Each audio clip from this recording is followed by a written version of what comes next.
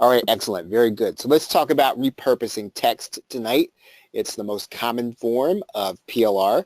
You are going to get it in form of, you're going to get it in Word documents, you're going to get it in text files, you're going to get ebooks, you're going to get articles, and most of the time you will either use it as is or you'll do something with it that's probably close to the purpose for which you bought it.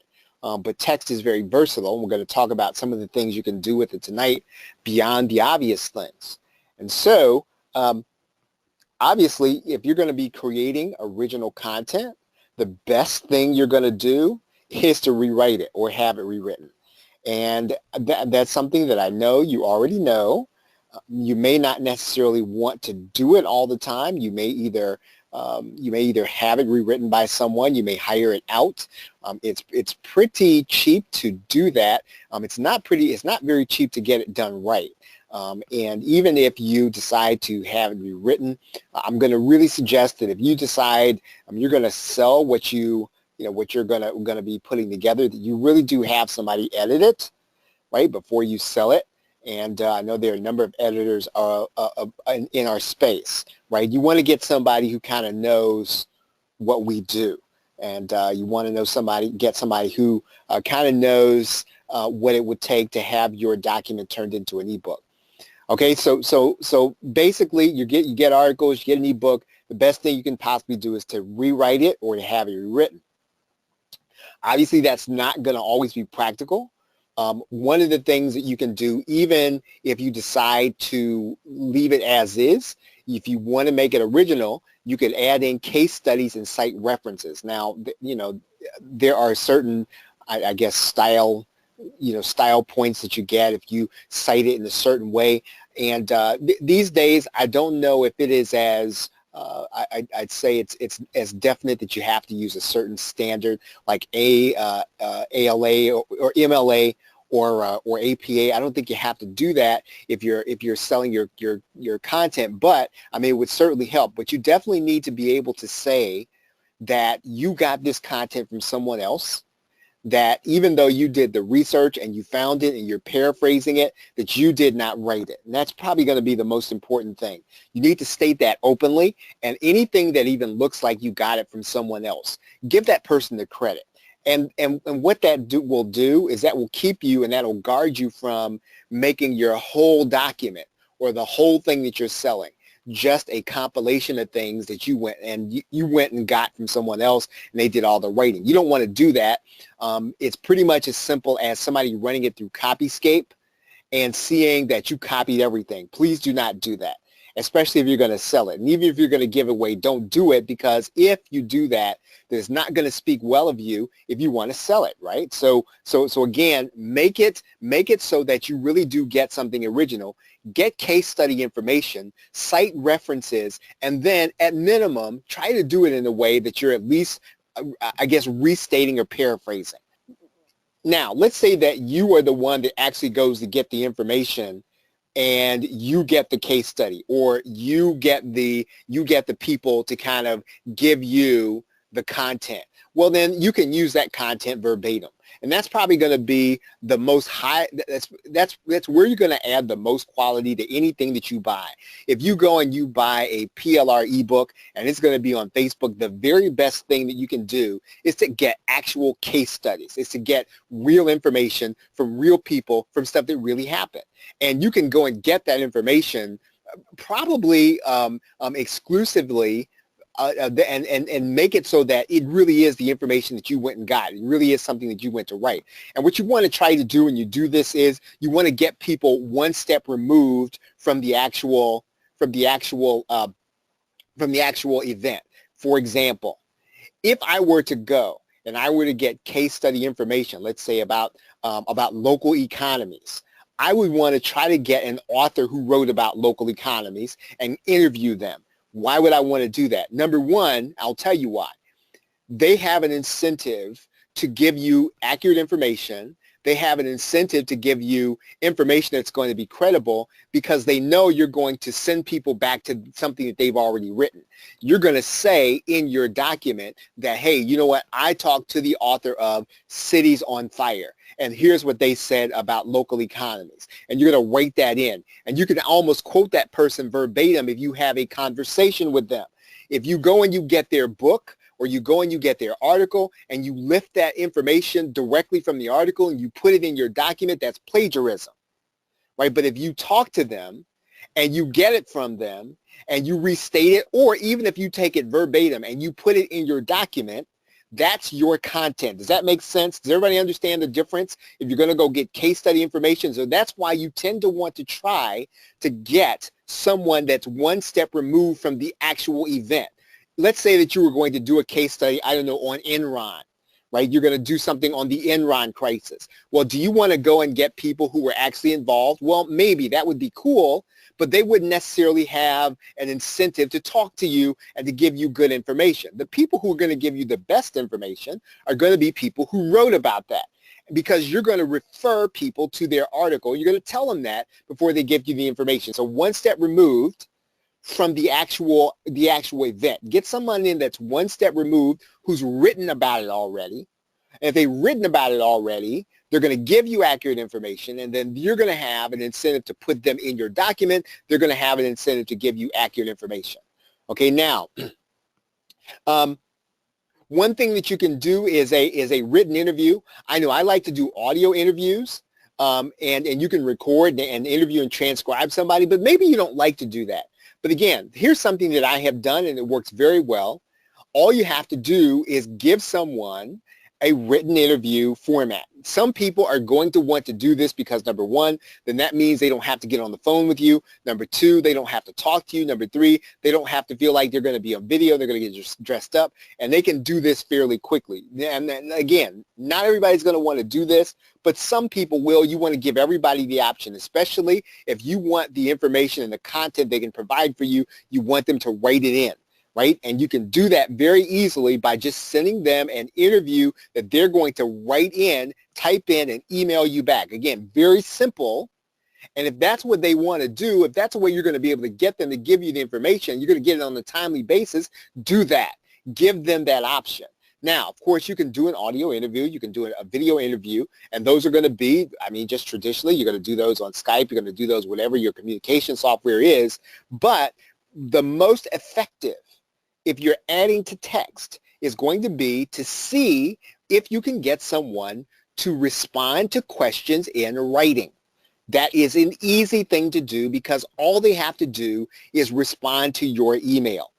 Right? Again, these are things I know that you know already, but I needed to just kind of make sure that it's said, that it's in place, because it is an easy way to turn written PLR into something entirely different and to turn it into something high quality so that you're not just regurgitating something that you bought from someone who, again, may or may not be necessarily be able to communicate the point in your niche that you want to create, that you want to communicate.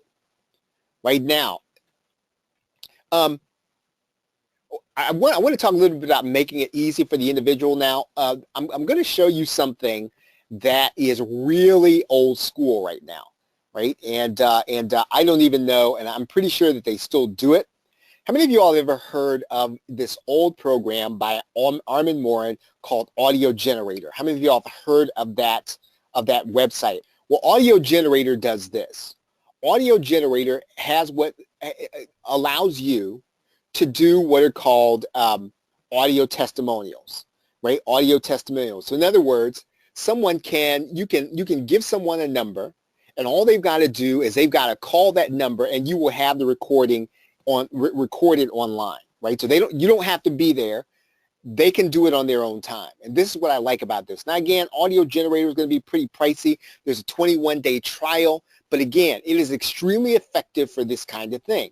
What you're going to do is set up a number, and you're going to give that person the number to call. You're going to give them the questions to answer, and then they're just going to talk right into the recording. And then probably in about, I don't know, maybe take a half day, you're going to have a recording that you can use in order to create, again, original content that you can add to your text content. Now, again, the reason that you do this is because some people do not want to be interviewed. Some people do not mind giving you audio, but some people don't want to be there when you're there. They're just going to have to do it when they do it, right? Let's see, Jim's asking, okay, so what does audio generator do and what's the approximate monthly cost? Okay, what our audio generator is mainly meant to do is to allow you to put audio testimonials on your website. But one of the things that you can do is that you can have people record the answers to your questions, and you can have them online. I think you could do unlimited MP3s. Now, I guess it's a really old website. It's a really old program. It's been around probably over 10 years. However, I have not seen anything that does what it does. Now, there's probably a cheaper way to do this. I think it's $29.99 a month, so it's a little pricey. No, you can't. Jim's asking if you can do interviews. I don't think you can do interviews with this. In other words, you can't be on it and talking and then they're talking. I think the way it works is that you're going to give that person a number, and they're going to talk into a recording, and that recording is going to be online for you to be able to download and use. Right. So if you don't mind them kind of giving a monologue, then I think it's possible. But if you're going to do an interview where you're going to be talking and you're going to have dialogue, then this is not going to be the thing that'll do that. Right? Great question. Maybe a list of questions. You could do that, right? You could do that.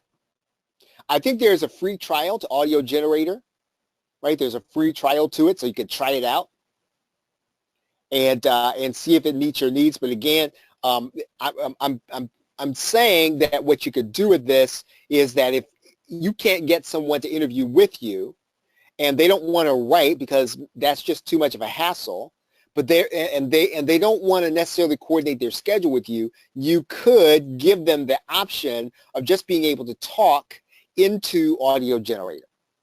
Right now, again, there are probably some easier ways to do that. There might be cheaper ways to do that, but if you can find something that'll do this very same thing, that'll be an advantageous way to add to your content. Okay. Now, again, probably what's going to be, again, probably the second most effective thing that you can do is to create an outline and a sentence outline, and then to deliver training, right? Because what you're going to be able to do then, and obviously what you're going to do with the training is you're going to then transcribe your training. But here's what that does in terms of text. You are then going to be creating original content, and it's going to be on topic. Right, so you're going to give yourself an outline. I'm going to show you how to create that outline here in a minute. It's very simple. And you're going to talk between the points, right? You're going to do just what I'm doing. So, for example, what I'm doing right now is I'm talking through the points. Here, this is an outline, right? And as I create, as you see the outline points come up, I'm talking between each point. I could take this this training that I'm doing, I can then transcribe that, and this is original content, right? That content is then going to be different than if I had taken PLR and I had done, let's say, 1, 2, 3, 4, 5, 6, 7, 8. Let's say that I had 8 paragraphs, and I got all this from PLR. But I'm creating original content with that PLR by being on a training because I can talk between the points. Does that make sense? Right, again, very easy to create original content with your PLR. You use your PLR because the PLR is basically the research, right? You're leveraging somebody else's work who did research. I may not want to do all the research there is on Facebook ads or the history of Facebook or YouTube, but I can talk about the context for Facebook ads in my niche if I have an outline. And that's the way that you want to use PLR if you're going to create original content by doing your own training. Now, you can invite people to the training, which I suggest you do. And the reason, of course, is that you're going to have more energy. You're going to be trying to communicate with people, and you'll do a better job, right? But you can probably do it and not have anybody else on the line. You can still create original content just by doing the training. I don't think you can do it as effectively if you're not in front of somebody. You just will tend not to do your very best job on the presentation. All right, so any questions about that? Okay, so Jim's question is, yeah, there's a lot more energy knowing people are watching you and keeping you focused. It is, right? That if not, your mind will wander and you'll think, maybe I'll do this another time. But if you have people that are going to be there, they're going to be listening to you, you're going to try to make sure that you're clear. You're going to make sure that you're trying to get the information right. All right, so now, okay, so when we talk about repurposing text, obviously, we can take anything that we get and turn it into another document. Now, the most important thing is that you know the rights, right? You have to know the rights to what you're buying. So, for example, in some cases, if you get master resale rights, you may not be able to change the document, right? So, in other words, master resale rights is specific. Sometimes those master resale rights products do not give you the option of changing it into another product. In other words, you're buying the right to resell that product as is. So you need to make sure you have the rights in order to do that. And again, typically master resale rights does not necessarily mean, I need to make sure this is clear, does not necessarily mean you have the right to change it, to turn it into another product and make yourself the author. Right? So make sure before you start that process that you do not have master resale rights and not PLR rights. PLR rights typically means that you can make yourself the author. However, in many cases, when you get PLR rights, you will not get the opportunity or you will not get the rights to sell the option of selling. In other words, you will not get master resale rights along with PLR rights. So if you get both, make sure you have both. Typically, if you get one, you might not get the other one. You need to make sure. So you get PLR. That means you can change it. That means you can sell to an end user. Doesn't mean you can sell to a seller, right? If you're going to pass on PLR rights, that's going to be specific inside of the rights document. Okay, is everybody clear about that? So again, before you start down the process, clarify the rights. Before you buy something and you think, okay, I'm going to use this, I'm going to change it into whatever I want, you need to clarify the rights if you can and get the certificate so that you know you're going to be able to do what you want to do with it. That makes sense. Put the number 5 in the question box, right? Clarify the rights, right? Know what the rights are before you get something. Know what the rights are before you start using it. Now, if you have master resale rights, that doesn't mean that all is lost. If you have PLR rights, it doesn't mean it's all is lost. All is lost, you're going to have to do a workaround. Right, so one of the first things we're going to be able to do, right, is turn our text into an outline. So let's do that here. Let's get a document here. All right, so here's some articles on virtual reality, right? How virtual reality makes life more interesting. Right now, these are documents that we created, right? These aren't ones that I bought, but it's the same thing, right? It's a PLR article.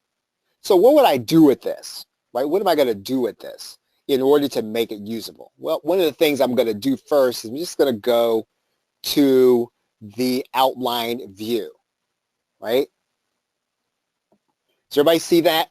So I'm going to go to the outline view. Now, what does the outline view do for me? Well, what you're going to notice right here is that each of these points is going to be considered to be an outline point. And if I want to separate out some of the content into outline points, I can do that. So for example, I might do this one, turn that into an outline point. Okay, so now what I'm going to do is I'm just going to resave this. I'm going to resave this as on my desktop. Or let's do it in downloads. And let's call this VR. And so what I'm going to do now is I'm going to exit this document. So I'm just going to close that. What I'm going to do now is I'm going to open up PowerPoint. I'm going to open up a PowerPoint document here. I'm going to open up a blank presentation, right? And I'm now going to go to the view section,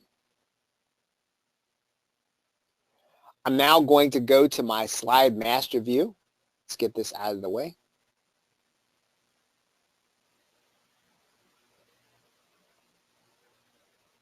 And basically what I'm going to do now is I'm now going to pull this middle box down to the middle. I'm going to get rid of this. I'm going to center this. And we're going to take these out.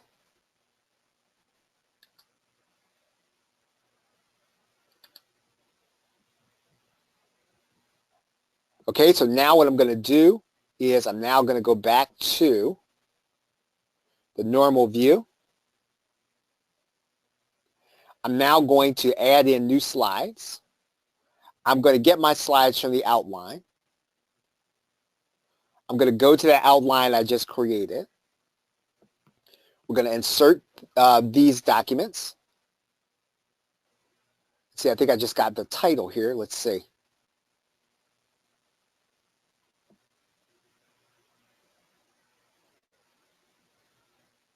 Let's open this back.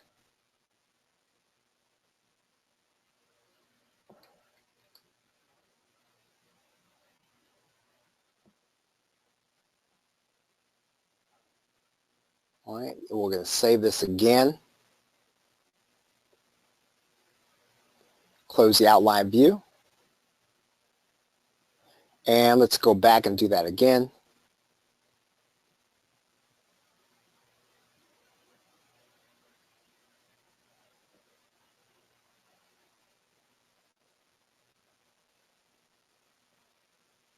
Okay, that's what we want. Okay, so what we did that we shouldn't have done there was we had the title in there, the title line in there, because this is what we actually want, right? And so now what we have here is either we have a script or we have something that we can work with inside of Microsoft PowerPoint. What I need to do is go to View. I need to go to the Slide Master. And remember, what I need to do first is I need to go to the very top master slide. When I go to the top master slide, what I need to do is to bring this title box down to the middle or wherever I want the text to appear. And what I'm going to do is I'm going to take out this other box, and then I'm going to go inside of this box. I'm going to make sure this gets centered.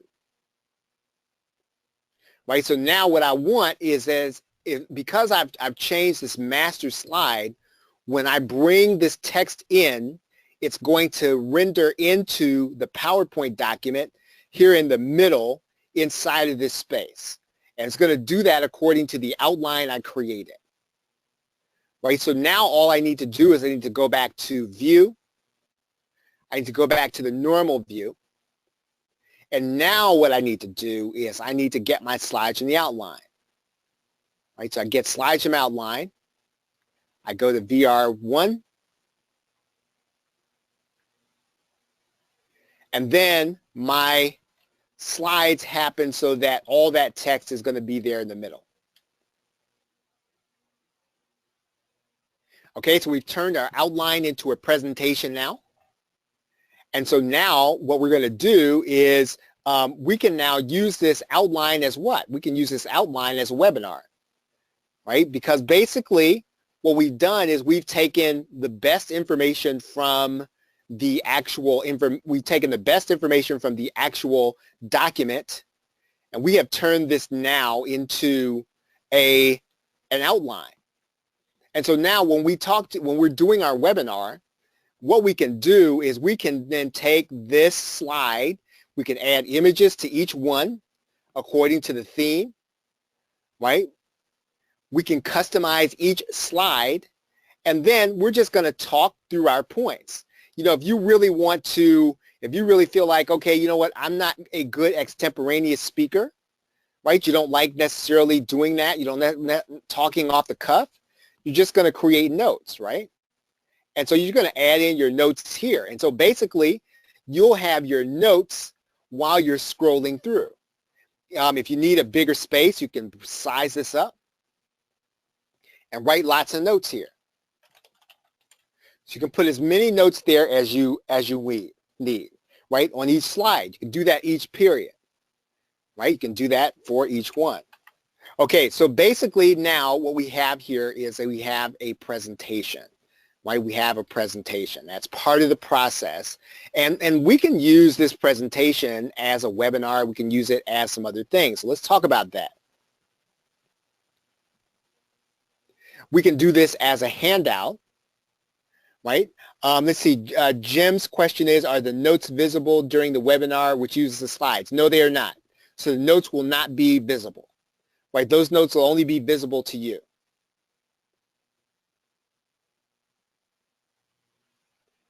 Right, so for example, let me show you something here. I'm going to switch the presenter view and the slideshow. Okay, so here's where the notes would show up while you're presenting. Now, I think this is going to be Office 2016. I don't think that Office 2013 has this. Office 2016 has this, and so you'll have this area where here's the slide that you're working on, or here's the point you're working on, and then this one has the next animation, and then your notes are going to be here. So you can present from this screen, right? If you have two screens, and your audience will see what's going to be here. Yeah. So no, with GoToWebinar, they will not see the notes. They will not see the notes with GoToWebinar. The only way they're going to see the notes is if you show them this screen. But what you're going to do is, if you're using two screens, you're going to go up here to the top, click on this down arrow that says Display Settings, and then I'm going to click Swap Presenter View and Slideshow. All right? And then I'm going to then switch back. Yeah, now if you're actually going to do webinars and presentations, you'd probably want to have a second monitor. I would almost, and these days, I think that there is a monitor. They make, let me show you this. They make HD monitors now that are portable. So for example, I'm going to write in here, I think I can find this, HD 1080p portable monitor. Right, so you can buy, yeah, so now this is going to set you back, this one will set you back $139. This is going to set you back $180, right? Both get good reviews. So basically, these are portable. You can take them anywhere, and you can then you can have an HD monitor. Right, yeah. So if you're just looking for something small and portable that's going to be HD, they do make them. Okay, so now one of the really cool things you can do is you can turn your presentation into a video. Now in the past, I've done this in courses where we've talked about, you know, how you would turn this into some kind of video. But there's a video creator called My Simple Show, British company. Okay, so on My Simple Show, what we're going to do is we're going to create a new video. And we're going to call this new video. And the thing about My Simple Show is that we can upload a PowerPoint file to create an animated video, right? So that's what makes this video creator a little different, right? So we can import a PowerPoint. So basically, let's go here and let's upload a PowerPoint. And we don't have to be tied to the one we just created, but I'd say, am I already here? Okay, so then My Simple Show is going to import a PowerPoint. And it's going to go through a process, and I think it's just kind of telling me what it's doing right now, so we're just going to skip that part. And basically, what it does is it takes your slides, right? You can edit the slides, obviously, and it tries to create pictures based on what you did. So then we click Choose Visuals.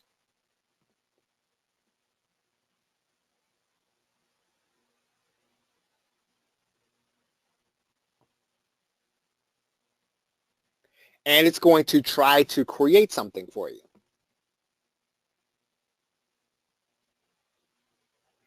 Right, so we're going to click That's It for now.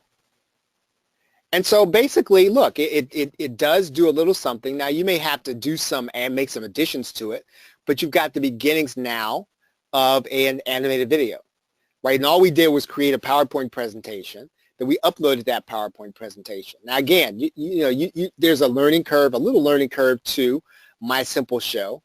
But if you're the kind of person you create a lot of PowerPoint, I do, right? I probably create a lot of PowerPoint. I could really use this, right? And then it tries to it'll give you a voiceover, right? It'll give you its own voiceover. I mean, you obviously would not use that if you're selling it, but again, right? It's not going to be perfect, but it is something.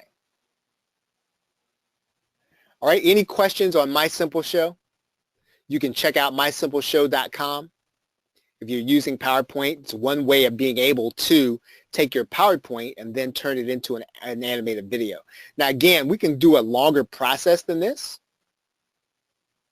No, so the question is, did I have those graphics in my slide presentation? No, My Simple Show makes a guess based on the words in your PowerPoint.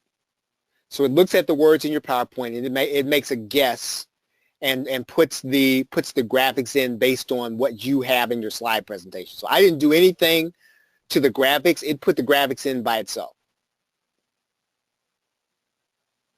Let me see. So how much is My Simple Show? I don't know. Let me see the answer to that. Let's see. Pricing. Okay, so it's not cheap. $129 a month and $499 a month. It's really gone up a lot. Right? It used to be a lot cheaper than this. But that is My Simple Show. All right, any questions? Okay. Okay, because if you try to do this, you can do it with another animated video creator, but it's going to be a little time consuming. And basically, you're going to use your sentence outline to create the voiceover. So for example, let's say that we're going to decide to do our own voiceover, right? So how am I going to do the voiceover? Well, I'm not going to worry about the notes. I'm going to narrate this, right? I'm going to narrate this entire script. Once I narrate this entire script, I'm going to have an MP3. I'm going to use that MP3 to upload to Sparkle. So for example, let's say that I narrated that script and then I opened up Video Scribe. And let's see, I'm going to do this off screen here. Okay, so when I actually create a new video, right, here's what I'm going to do. I'm going to add in the audio that I just created. So let's say I created a voiceover. I'm going to import that MP3 into my Scribe. Okay, so now I have an MP3. And so now what I'm going to do is I'm going to create the scenes in the video based on each slide. So I'm going to create 1, 2, 3, 4, 5, 6, 7, 8, 9, 13 scenes, right? Or I might create one scene for every 2 slides. But I'm going to do it based on what? I'm going to do it based on these words, right? So, for example, maybe virtual reality is exactly what it sounds like it is, right? So maybe I might go to Sparkle and I might want to put in here something that represents sound. right? See if I can do this.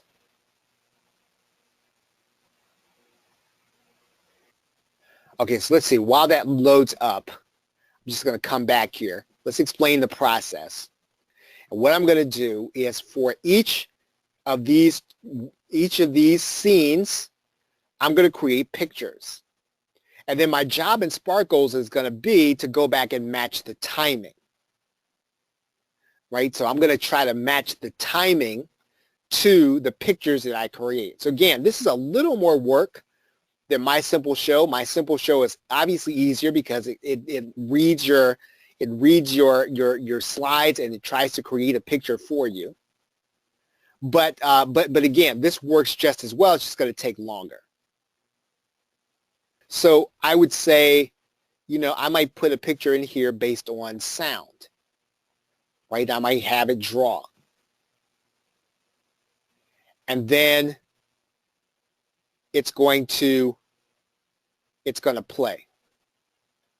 I know that you've learned this material and you really...